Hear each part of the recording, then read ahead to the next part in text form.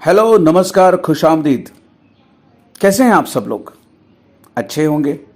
बहुत दिनों के बाद मैं आपके सामने फिर एक बार हाजिर हो रहा हूं, लेकिन जैसे मैंने आपसे वादा किया था, इस बार भी कुछ हटकर लेकर आया। मेरी अपनी लिखी कथा मैं आज आपके सामने पेश कर रहा हूं, लेकिन इस बार आवाज़ मेरी नहीं होगी। मेरी अजीज, मेरी दोस्त स्नेहांकिता की आवाज़ में आप इस कहानी को सुनेंगे और मुझे पूरी उम्मीद है कि आप इस स्टोरी को, इस कहानी को बेहद पसंद करेंगे। अगर आपको ये कहानी पसंद आए तो प्लीज़ इसे लाइक कीजिए और ढेर सारा शेयर कीजिए आपने अपने लोगों के साथ।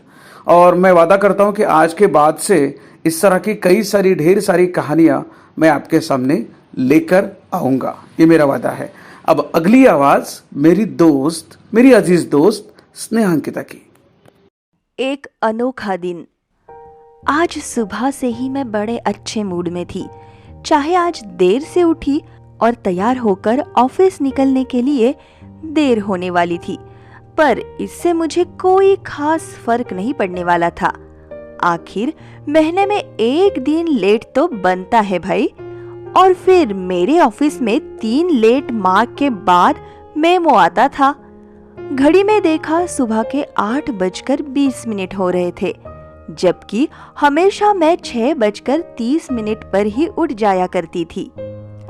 शायद कल रात की देर तक चली शीना की बर्थडे पार्टी में कुछ ज्यादा ही ड्रिंक हो गई थी।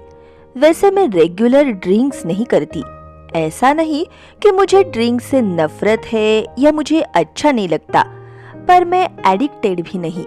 मेरे पापा हमेशा कहते हैं, कोई भी चीज हद से ज्यादा करोगे तो वो जहर बन जाती है। मैंने उनकी बात को हमेशा सीरियसली लिया।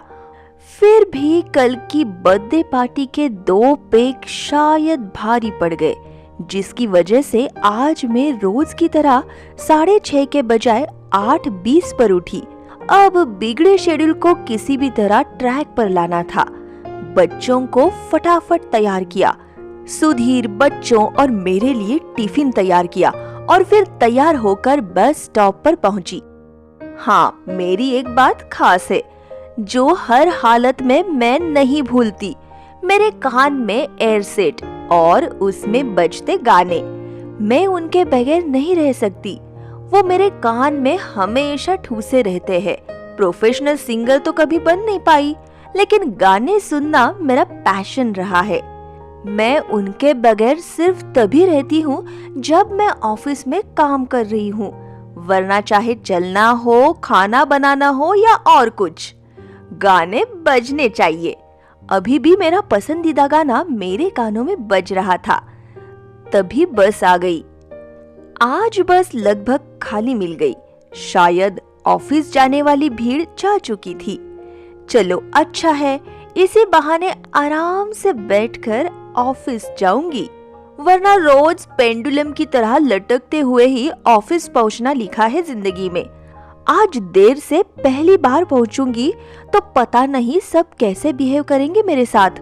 पिछले 5 साल में मैं एक बार भी ऑफिस लेट नहीं पहुंची थी, तो जाहिर है सबको हैरानी तो होगी, खास करके लिफ्टमैन रामलाल। वो तो मेरे आने जाने के समय पर घड़ी मिला लिया करता है। वो तो पक्का बोलेगा, अरे स्टॉप आ भी गया ऑफिस का। मन ही मन में बातें करते और गाने सुनते सुनते पता ही नहीं चला। अब बस रास्ता पार करना है और ऑफिस की इमारत में घुसना है, फिर लिफ्ट से 4थी मंजिल और ऑफिस नंबर 412, कुछ ही मिनट। अरे वाह, मेरा फेवरेट सॉन्ग लता जी का गाया हुआ, ये कहाँ आ गए हम। वाओ, क्या अमिताभ की आवाज, क्या लता जी का अंदाज। मैं हजारों बार सुन चुकी हूँ ये गाना, पर हर बार नया पेन झलकता है। मैं रास्ता पार कर अब बिल्डिंग में पहुंच गई। अब रामलाल जरूर कुछ कहेगा। चलो अच्छा है, लिफ्ट नीचे ही मिली। रामलाल भी शायद मेरा ही इंतजार कर रहा हो। मैंने लिफ्ट में पहुंचते ही उसे हेलो कहा। अजीब बात है कि उसने मुझे पलटकर भी नहीं देखा आज।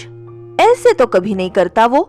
मैंने उसे दोबारा पुकारा और कहा कि 4थी मंजिल, पर उसने अनसुनी कर दी। इतने में कुछ और लोग लिफ्ट में घुस आए। उन्होंने रामलाल से अपने अपने मंजिल के नंबर बताए। उनमें 4 नंबर भी था। चलो, रामलाल के बच्चे को बाद में देख लूंगी, पहले ऑफिस तो पहुंचूं। ऑफिस का माहौल हमेशा की तरह लग रहा था। मैंने रिसेप्शन पर जाकर रजिस्टर अपने सामने घसीटा और उसमें सिग्नेचर कर दी। 11:15, लगभग 1 घंटा 15 मिनट लेट। पर रिसेप्शन पर बैठे मोनिका ने मुझे देखा भी नहीं। वो तो मोबाइल पर शायद व्हाट्सएप में अपने बीएफ से बात करने में बिजी थी, हमेशा की तरह। अब मुझे चाय की तलब लग रही थी। मैंने कान में से ईयरसेट निकालकर मॉनिटर के सामने रखे और अपने लिए मशीन की चाय लेकर आई। पता नहीं क्यों, पर आज कुछ अजीब सा फील हो रहा था। सपना, जो मेरी कलीग और अच्छी सहेली भी थी, हमेशा की तरह मुझे देखते ही मेरे पास के बजाय अपनी कुर्सी पर बैठे बैठे मेरी तरफ बार बार देख तो रही थी, पर मेरे हाथ हिलाकर हाय बोलने पर भी उसने ना हाय कहा ना हेलो। पता नहीं क्या हुआ है इसको। आज ऑफिस में मेरे लायक कुछ खास काम था नहीं। सारा दिन ऑफिस के लोगों का मेरे प्रति ऐसा ही अजीबोगरीब बर्ताव देखते हुए गुजरा। मैं हैरान थी कि कोई मुझसे बात नहीं करना चाहता था। हर कोई मुझे इग्नोर कर रहा था। हैरान परेशान मैं घर पहुंची तो घर में मेरे मम्मी पापा, सुधीर के मम्मी पापा और अड़ोस पड़ोस के कई लोग घर के अंदर बाहर देख रहे थे। बच्चों को सुमिता मौसी छाती से लगाए बैठी थी। मातम सा माहौल छा गया था। मेरा दिल आशंका से लरज गया। कहीं सुधीर को तो कुछ नहीं, मैं ये कल्पना भी नहीं कर सकती थी। सामने ही सफेद कपड़ा ढका हुआ शरीर रखा था। मैं दौड़ते हुए वहां पहुंची और कपड़ा हटाया तो जो देखा उसकी मैं खुद कल्पना ही नहीं कर सकी। सामने मैं पड़ी थी, अचल, शांत, आंखें मूंदी हुई।